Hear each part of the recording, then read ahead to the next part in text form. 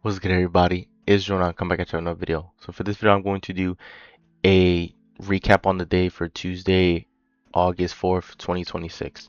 And so this video is going to be a lighter video. Now I know sometimes I might say that from time to time, but this one is definitely going to be a lighter video just because I want to show you guys what took place on this day and to basically teach you guys a lesson on this day. So once again, we are still in the month of August, so the entire month of August I won't be looking to take any trades. This is mostly just for, I guess, review and learning purposes.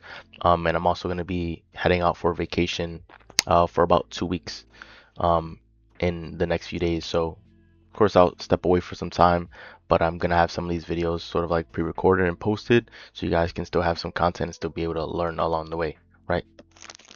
So jumping in, the first thing we always do is we always check Forex Factory. So here, this is the news for the week. And for Tuesday, August 4th, there is no news. Now, of course, this is NFP week. And usually my rule of thumb is that on NFP weeks, I typically only trade the first 2 days. And so it would be like Monday and Tuesday. But once again, it's August, so I don't touch the charts or anything for the entire month of August. This is just for learning purposes. And then once I return back from my vacation, I'll basically go through any of the days I missed. If there's any interesting information, important information for you guys to learn and see to help you grow and improve as traders, right? So jumping in, right after we check the news, now we go into the 1 hour time frame to determine the essentially the higher time frame bias, right? Our directional bias, the direction that we think price is most likely to go, whether up or down. It's just that simple, right? And we use the clues that the markets give us. And usually when it comes to determining the bias, I usually just trade in alignment with the direction of the market, right? On the 1 hour time frame, I usually go off of market structure, right? So if we look at the S&P first, right, you see an aggressive rally up from the day before, right? You're seeing new highs continue to get formed, and right, you're seeing price go up, push down, right?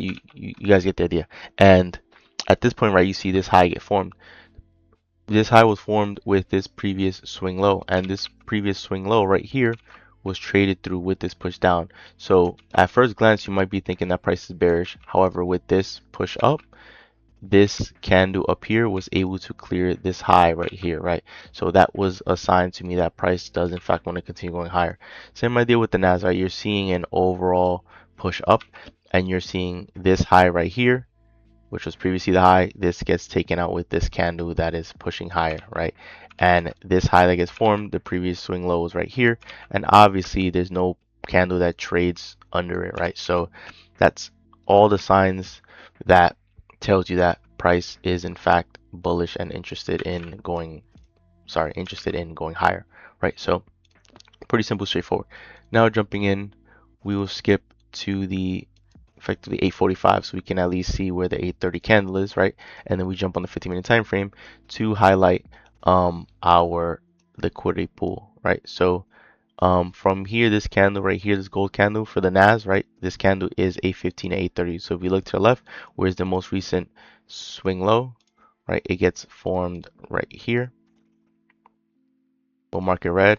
Oops, we'll mark it red. Why? Because we are bullish, so we want to see a previous swing low get taken. We want to see sell side liquidity get purged, right? So then, and let me draw a drawing, right? We want to see price do this, go all the way down, clear out this liquidity, and then push up, and then we'll look to take an entry somewhere at the bottom, right, to take price higher, right? So that's the idea if we're bullish, right? When we're bullish, we expect price to want to go down before going up, and the same idea vice versa. If we're bearish on price, we expect price to go up before actually making the move lower, right? So we have our liquidity pool marked for the NAS, and now if we look at the S&P, we want to mark that liquidity pool as well. So this is the 8:15 to 8:30 candle right here, this gold one, the full body gold candle.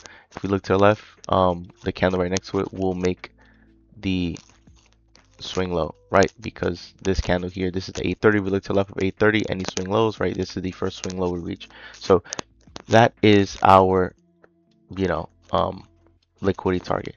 Then we look for targets to the upside, right? So obviously, the clear as day, this is the most, obvious target to the upside. And then, we have to look back further in time to see if there's any other targets, right? We go daily. All right, well, you guys get the idea. If there's you have to look really far to probably find some targets. If there's no targets that you can find that's higher than this, then maybe you can take off, you know, anywhere from 50 to 80% of your position, whatever, if price goes down and then pushes up, right?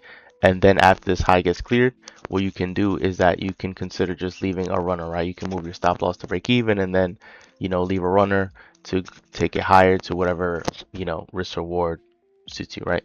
The same idea if we look at the NAS, right, we have all liquidity, and then we'll have some obvious targets right here because this is clearly the London high, right? Same idea for the S&P, right?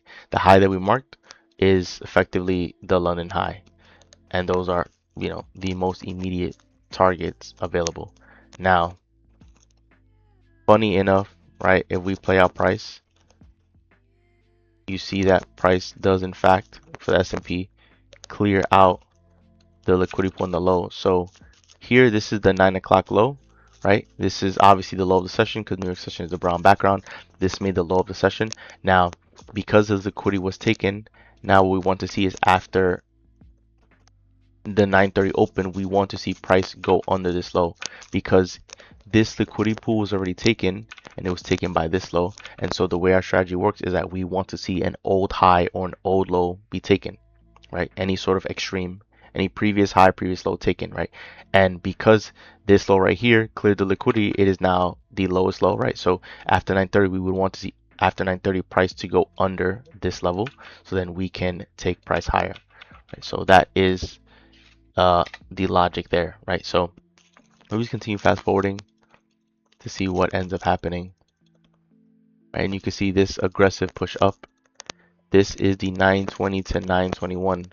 So this right here is not ideal. Why? Because now, of course, it's not 9:30 yet, but this is not ideal because what this push did, this push cleared the liquidity that was previously forming. The same idea with the NAS, right? 920 to 921 candle is an aggressive push up, and it cleared the buy side liquidity. And so it's not ideal because once again, we want price down here, then we could take price higher. But if price is pushing up and going after our targets, then if price magically were to, reverse and clear out liquidity, there's less reason for price to want to go higher because a big reason was already cleared out, right? So this is not ideal. However, we just want to see what happens after 9:30. Now, the thing is like because we're bullish, if price goes above this high, let's say this remains a high, if price goes above this high after 9:30, then you will step away from the charts. You're done. Why? Because if price is bullish,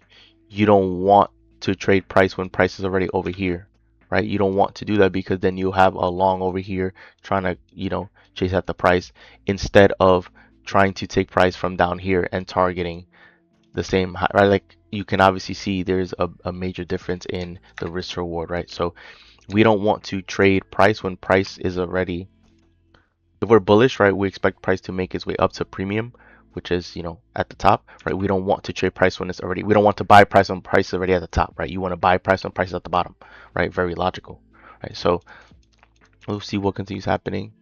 Now this right here, this is the 9:30 candle, and as you can see, the 9:30 open, it clears this high right here, ends up clearing this candle's high, right? So at this point, I'm no longer looking at the S&P, right? Because we're bullish, and then price cleared the low down here. But the problem with that push right here is that this didn't happen after 9:30, right? We have a time-based model and it's rule-based, right? Our trading window is from 9:30 to 11. This push happened at 9 o'clock, right? This deep push right here. So there's nothing for us to do. We have to wait. And after 9:30 open, price made the high of the session, which we don't want because we're bullish, right? Same idea with the NAS, right? This candle right here, this is the 9:30 open. At 9:30 open, it came and made the high of the session. So we don't like this because we want to buy price when it is low, when it's at the bottom, to then take price higher, not buy when price already made the high of the session to then take price higher because there's no guarantee price will want to continue higher, right? There's no guarantee that will happen. And if it does, great, but there's less reason for price to want to go higher because it already cleared this high and it cleared this high, right? These liquidity pools were already taken. So at this point, we're not interested to be in the market to chase price, right? Like we're waiting to see if price is going to deliver us what we're looking for. And if it does, great, phenomenal, then we'll look to take a trade. And if it doesn't, then it is what it is. Now, the interesting part about this, right, about this setup at least right now.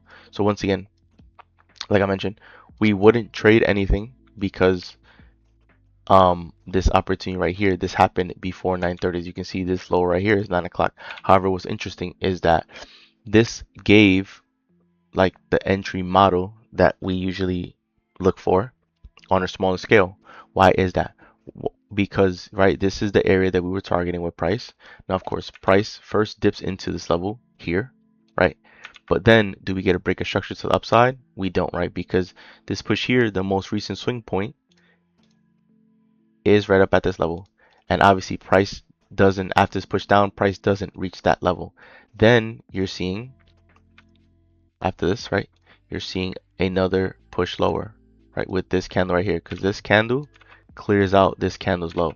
So prior to this push down, where's the most recent swing point, right? Obviously the swing point is right here, right? So then from this swing point, after this liquidity was grabbed, we see a push higher, and this high right here gets taken out with this gold candle. So now you're seeing a break of structure, right? So you not only got the liquidity grab, right? You now have the break of structure because this high was blasted through, right? And then you also have displacement. Why? Because after the liquidity grab, right, when you see the first bullish candle, you're seeing the rest of the candles go bullish on the way to the break of structure. So that is displacement because you get consecutive gold candles. Price is effectively almost moving vertical to break structure, and then, right, you want to see a fair value gap be left in the displacement range, right? So this pink is the displacement range. Why? Because it is the range between the high and the low prior to the break of structure, right? So this is the range that we need to see a fair value gap form, and now I'm sure you guys see it, right? There is in fact a fair value gap that forms right here. I'll just make it like really dark. I'm sure you guys can see it perfectly fine, but you guys get the idea, right? So liquidity grab. Let me just full screen it, right? Make it like it's sorry. I'm just like moving a lot because you know you have the replay button clear as day right here in the way. Even though I probably don't even need to use a replay button because this all happened today. But you guys get the idea, right? So you're seeing the displacement range from this high to this low prior to the break of structure. So then price breaks up, and then you're looking for a fair value gap to appear within this range. Now, obviously, the fair value gap does appear right here. The only reason why we didn't take, or the two reasons why we didn't take the trade is one, because this trade is happening in August, and right now, I'm not trading August. What I'm doing is I'm collecting data to see, you know, how August would have played out if I were to have traded the pair. You know, I'm basically just going back and reading price, right? So that's the one reason, because right now it's August. And the second reason is because this trade happened at 9 o'clock. Well, this liquidity grab and this push up happened before 9:30, and our trading window is from 9:30 to 11. So we would not engage in price. However, I'm showing you this to show you guys that this is in fact the entry model that we use. We want to see liquidity get taken. First off, we want to determine the directional bias, and like I mentioned, we are bullish, right? So price came down and cleared sell side liquidity, right? Then it broke structure and it cleared this high. Then we want to see structure break with displacement, and you're seeing as soon as bullish candles form, you're seeing consecutive bullish candles form until structure is broken. And then you want to find a fair value gap within the range of the high and the low, and you're seeing that fair value gap forms right here. And then what happens after the structure break? The next immediate candle does what? It goes in and fills the gap. So because we are bullish, this is where you would have taken a buy, right? You would have had your limit order set right here for a buy, stop loss under the low, and then you would have looked to target these highs as well, your main targets, right? It would have been, you know, probably like this high right here, right? Because this is, you know, these two highs are really close, right? And I'll highlight it, right? this high here and these highs here, they're really close to each other, so you can use the more extreme high, which is this one right here, right? And you see that that first target would have been a 1 to 1.6, and then you could have had another target right here. So you could have closed at, if you were, if let's just say this opportunity happened on like July or June, any other month, and if this happened after 9:30, right? Like if this liquidity grab happened after 9:30, then this would have been a legitimate setup, and then you would have, looked to take a high, look to take price to a high up here. So, 1 to 2.28 risk reward, that's very solid. So even just take it, if you were to close your entire position right here, but because this is a rather smaller move, you probably could close off 80, maybe even 90% of your position, and then have a runner to then try to go after any upside targets, right? And then if I mean, there's no point in pushing through with the replay, because you see, let me go to 5 minute time frame. You're seeing what just happened, right? You're seeing all of this with your own eyes, and I know I'm gonna sound like a broken record, but I'm gonna continue repeating this because I'm showing you guys evidence that's happening over and over and over. This is happening almost every single day, virtually every single day. You're seeing that when price is bullish, price has a tendency to do a fake move, right? To want to go down first. Like price, if it's bearish, it has a tendency to go down before going up and pushing higher, right? You see price came down with this. Let me get rid of this. You guys get the idea of how far price pushed, right? But you're seeing that price came down and cleared this low with this push down here before then being able to push higher. Now just imagine, right? You're seeing this. You're seeing what could have transpired as well, right? This is the power with the strategy, because had this opportunity present itself, between 9:30 and 11, and once again, this was a normal trading day on a normal trading month, right? You would have entered a position at the very bottom of this entire move, right? You would have caught it at the genesis of the move, at the very beginning. You would have been on the 1 minute looking for an entry. You would have gotten the entry on the 1 minute at the very bottom, and you wouldn't have been able to catch this entire move. This is the power of the strategy, and the reason why this is going to exist forever is because this is the market. This is the, like, you're not learning a strategy that's just like nonsense information, like, you're just seeing things that are correlated. Like, this is what price is in fact doing, and this is the power with being able to combine all the information together. One of the main reasons why I was being held back as a trader was, first and foremost, directional bias, right? I used to struggle with trading significantly because I used to get some results and then I would lose, and then get some results and I would lose, and I would basically be hovering at break even. And the reason for this is because I used to struggle with directional bias. I never used to be able to identify directional bias, and so as a result, I would just try to trade this strategy without having a bias. And the problem with that is because sometimes you'll find yourself trading on the wrong side of the market, right? And I'll give you guys an example, right? So let's just say we were bearish.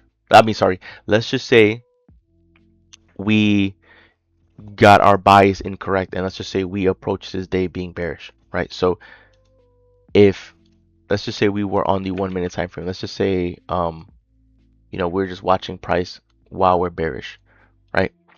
So price pushes up here right after 9. This is the 9:30 push, right? So then we'll watch price to see if there was any opportunities, right? So we wouldn't take this trade because there's no fair value gap, right? Then we just watch price go higher, right? Now there's going to be some traders that would have taken this opportunity right here, right? And by some of those traders, I'm also referring to the previous version of myself, because if you watch my videos from 3 weeks ago, I would have taken this trade if I was bearish with my bias. I would have taken a trade because it would have been a liquidity grab, because obviously look at all these highs we took out, right? And then you're seeing a push lower with this move down. Now, the problem with taking a setup like this, first and foremost, there's no break of structure, right? You see, some people might think that this is a structure break, but these candles are in fact equal lows. So when you see a structure break, you need to see a swing point. Because these candles are equal lows, they did not make a swing point. So this move here that you're seeing, this push down, there is no break of structure. So that means that price is still likely to continue going higher. And if you're looking to take a sell, right? I mean, obviously you see what happens, right? If you tried to sell this fair value gap, you would have immediately been stopped out because price never broke structure. So that means price is still likely to continue going higher, right? Now, if we keep pushing up, right, you're seeing price continue goes higher, higher, higher. Then what happens here? Price makes a high, and then what? Price goes down and breaks structure, right? You're seeing with this low right here, you're seeing this is a structure break. Why is that? Because this is clearly a swing low, right? Because the candle to the left and to the right are both higher, right? And then you see this low get taken. Now, let's look at this as well, right? So remember, from the low to the high, this is the displacement range, right? In our market pink. Now, within this pink shaded area, where do you see a fair value gap? Clear as day, right? You see a fair value gap right here. Right, clear as day, you see a fair value gap right there. So if let's just say your bias was incorrect, right? You see a fair value gap right here and you were looking to sell. Now, another reason why you probably wouldn't have gotten this position if you were still disciplined is because first and foremost, of course, you see the fair value gap be formed right here and then you see it push lower, right? You see price make its way up. However, price does not tap into the fair value gap, right?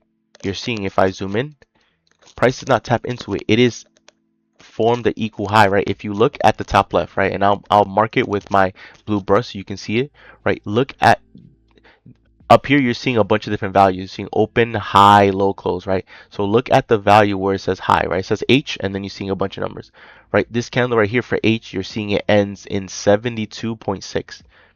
This candle right here also ends in 72.6. So if you're paying very close attention to the details, price, this candle right here, never tapped into this gap. And then what did it do? It ended up going lower. And then what happens? Price eventually pushes under and effectively closes under this level right here, or like at this level. Let me see, the low is 65.6, closes 65.6, and this is the open 65. Okay, so it basically closed exactly at this level. Now, my rule is that if price is wicking under, then that's fine.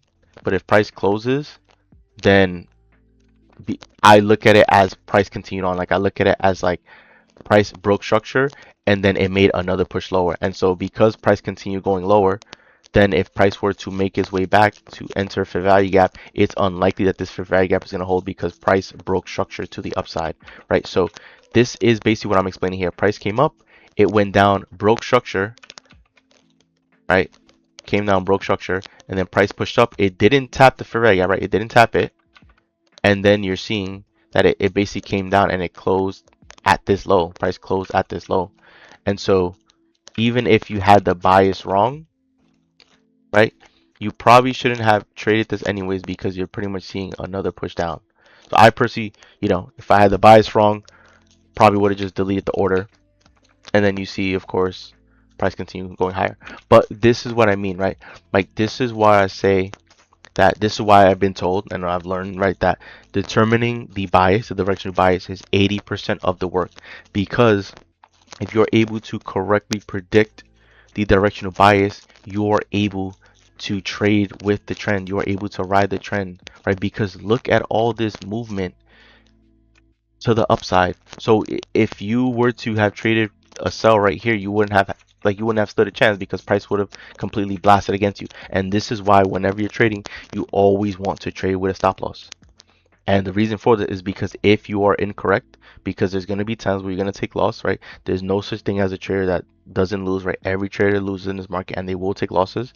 This is why you need to always trade with a stop loss, because then if you have a stop loss set right here, you're basically saying that at this point, if the market goes against me, right, then this setup right here that you're seeing is invalidated, and I need you to take me out of the position. But there's some traders that will trade without a stop loss and continue hoping that price is going to, eventually reverse. Now imagine if you took this position and didn't have a stop loss and stepped away from your computer or stepped away from, yeah, from trading, and then you look at price now and price is all the way up here, right? Compared to where you would have been at.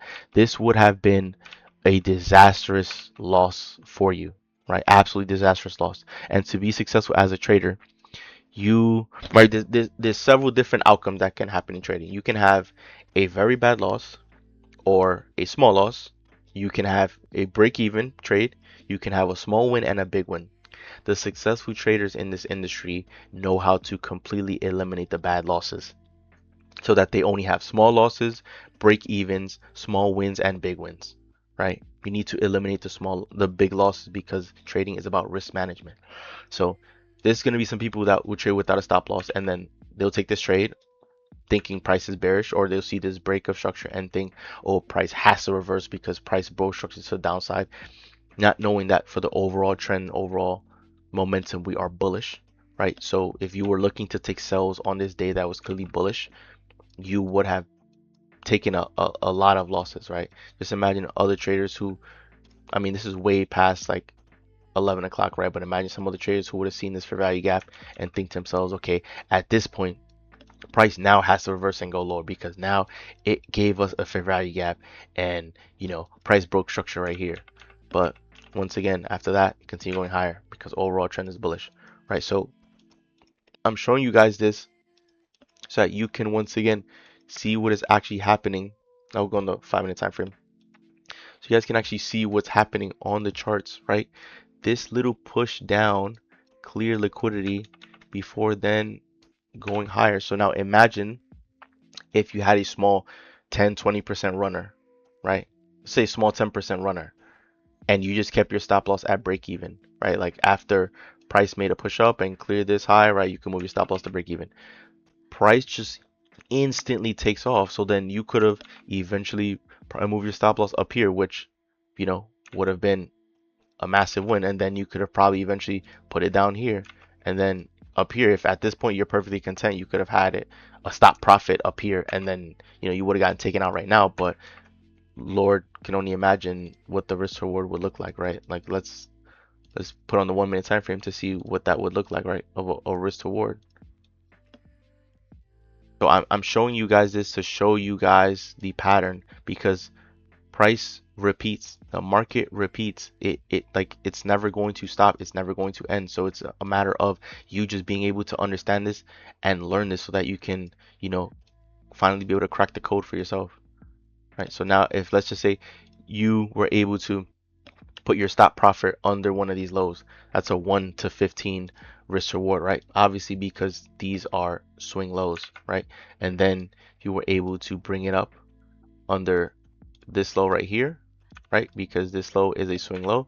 This is a 1 to 28, and then this low up here, right where my cursor is at, a 1 to 32. So you're seeing like with that, if you had a 10% runner, a 1 to 32 risk to reward, that's potentially 3 times your risk, right? Because you kept 10% of your initial position, but the risk reward is a 1 to 30, right? So you're basically making 3 R's for just letting price ride out on a small runner, right?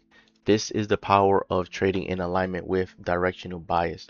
And that's why directional bias is so powerful, because I used to trade without a bias because I never knew how to determine higher time frame bias, right? I didn't have a system in place to figure that out. It didn't make sense to me using the daily with the 4 hour, with like trying to, align all these different time frame at once. And when trading becomes complicated, that's when you begin making mistakes, right?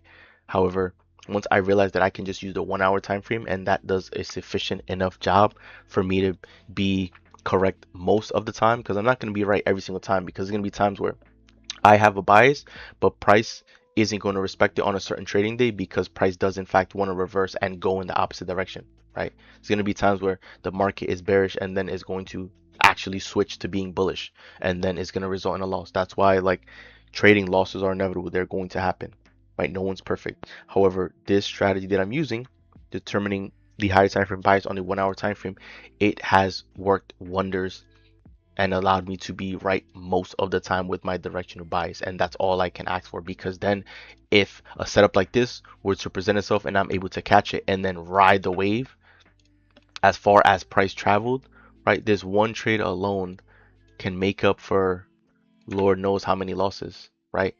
And if, let's just say, you're able to, I mean, trades like this don't happen every day, right? But like, this could be potentially a mega trade, right? Because going to this target is like a 1 to 2, a little over 1 to 2, and then going all the way up here is like a 1 to 30, right? With like a 10% runner, so that's almost a 1 to 3. So on this trading day alone, you could have made potentially, right, if this was a normal trading day, potentially 5 risk to reward.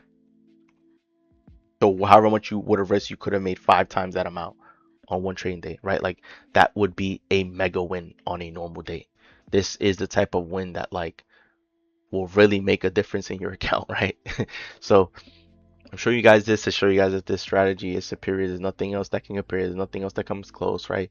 There's gonna be people who subscribe to support and resistance and believe in that support and resistance is the holy Bible. Same with people who, you know, trade trend lines, right? There's gonna be people who they'll see this, right, and they'll mark up a trend line and they'll say, oh, you know, price broke the trend line this way, so price is bearish, so they would have looked to take a sell, and then obviously they would have lost, right? You're gonna, like, traders are, people are gonna trade whatever strategy they want. I'm just showing you this strategy because, in my opinion, this is the most powerful. This strategy is superior. This strategy is in alignment with market orders and liquidity, right? These are the lens that you should be looking at the market, because the market was created to make money. The market was created so that the market makers can profit from you and I, from the retail traders. The market was not made for you and I and everyone else to win, because then everyone will be trading and everyone will be making a lot of money, and then why would anyone work, right? Like, this market was intended to basically be a wealth transfer, to transfer wealth from the people who are impatient and uninformed and transfer it to those who are patient and are informed as far as what's actually happening on the charts. So the way that I trade and interpret the markets, it's the logic to it now is completely opposite to how I first viewed it as a beginner trader when I first showed up to the charts, right? Because I used to think market structure is king, and whatever direction price is going, price has to continue doing that. And so whenever I would see a push down like this, I would think that the direction has now shifted because structure broke, right? So then I'll be looking to take price bearish, and then I would constantly take losses. Or because you're seeing price go up and up and up, right? You're expecting that, you know, because price is bullish, right? You're expecting that price is going to continue going higher. So then you'll probably look to take an entry right here, and then you'll put your stop loss under this level because you're expecting price to continue going higher. And it is going to go higher, but it's going to go higher after it takes some liquidity, which for the case for many people, they probably would have the stop losses under here, right? And then it would have resulted in a loss, and they would have taken a loss before the actual move up. So they would have been correct with their bias and their belief, but they would have still ended up with a loss. There's so many people that will say that the market knows their stop loss, or the market is out to get them, and people will believe that once they will believe that because the market is designed to entice traders, right? In order for a trade to happen, a trade is an exchange. An exchange between buyers and sellers. You need to pair buyers and sellers to have a transaction. So if the market is there to make money, then for someone to win and make money, there has to be a loser on the other side. And so what better way to entice traders to enter positions by manufacturing opportunities for them, right? It only makes sense. If I want to take price higher, then let me manufacture an opportunity to have traders think that price is going to go lower so that they begin selling, so that all the sells can serve as a counterpart for my buy so that I can actually move price higher, right? Like, it just makes so much sense. But you won't understand that unless you begin believing this and accepting this as the truth, as reality, right? Which most traders won't, because these ideas will go against their beliefs about the market and how price moves and why price moves, right? And most people don't want to be told the truth. They just want to be told what they want to hear so that they can believe that they're not crazy, right? And I was one of those students, right? I was one of those curious individuals that was more than willing and open to listen to the truth, because the way I approach life is that if there is a better way for me to be doing things, I will gladly adopt it, right? Because why would I continue doing things the wrong way, right? Or if I'm still doing things the right way, but there's a better way of doing it that I can just be more successful and probably put in less effort and have less confusion and have clarity in the markets, why not just adopt it? Why not just believe it, right? If something gets proven to you over and over and over, right? You've seen the evidence of it over and over and over. You have to believe it, because then it's no longer just theory, is no longer just an opinion, right? It's tangible proof. This liquidity that gets taken, these sell stops that are activated, this is proof. It's tangible proof, because I'm showing you this phenomena happening almost every single day over and over and over. At a certain point, you're probably just gonna believe it because it keeps happening. And you're seeing the results, right? You would have entered at the very bottom of the move and potentially been able to capture a move this large. Now, it didn't really happen with the NAS, right? That's why I didn't really show you the NAS. But you're seeing still the NAS completely blasted up. So at the very least, what you can take away from this video is that you see that both of these pairs typically move in tandem, right? They move very correlated. So that's why I trade both of them side by side, and whatever provides me with the best opportunity is the one that I trade. But you're seeing both pairs blasted up higher, right? So me being correct in my directional bias, it's allowing me to trade in alignment with the market, because as a trader, you cannot control the market. You are always going to operate at the mercy of the market. Wherever the market wants to go is where the market wants to go. And you will be more successful if you decide to fall in line with whatever the market wants to do and trade in alignment with the market. If price is on the higher time frame bullish, right, I increase my odds of generating profit and succeeding in these markets if I decide to also just buy price and take price higher, because that's where price is most likely to go. There's like, why would I want to fight price, right? If price wants to go higher in the higher time frame, why would I look to sell? If I look to sell, that is less probability of the trade working out and less probability of me winning or profiting or any of that, right?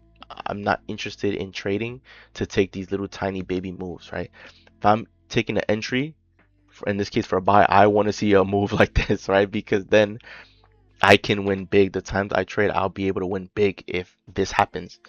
And stuff like this is not uncommon to happen, right? So even though, once again, this is a non-trading day because we are in August, and um yeah, this opportunity happened before 9:30, like, you're seeing the power in this stuff repeats all the time. And once you the beautiful part about this is that if you stay watching my videos and you continue tuning in each and every video, you are going to be able to understand, excuse me, the pattern, the rhythm is going to begin making sense to you.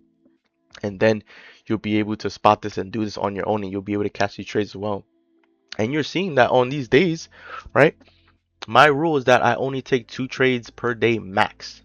That's if an opportunity even presents itself, because my rules are strict. But in many trading days, if an opportunity presents itself, I pretty much only need that 1 trade. So if I'm only taking, in many cases, 1 trade a day, then how would I ever blow an account? How would I ever? I mean, I would have to take a lot of losses in a row, right?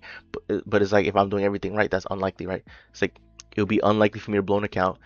It will be unlikely for me to revenge trade, because I have very strict rules to re-enter if I take a loss on the day, right? Like, I have a lot of trading days where I'm not trading, right? To give the market a lot of time to move around, to, right? So I'm setting myself up for success because of my rules and because of the strategy. And if you're able to adopt this, you'll see the same phenomena happening over and over and over.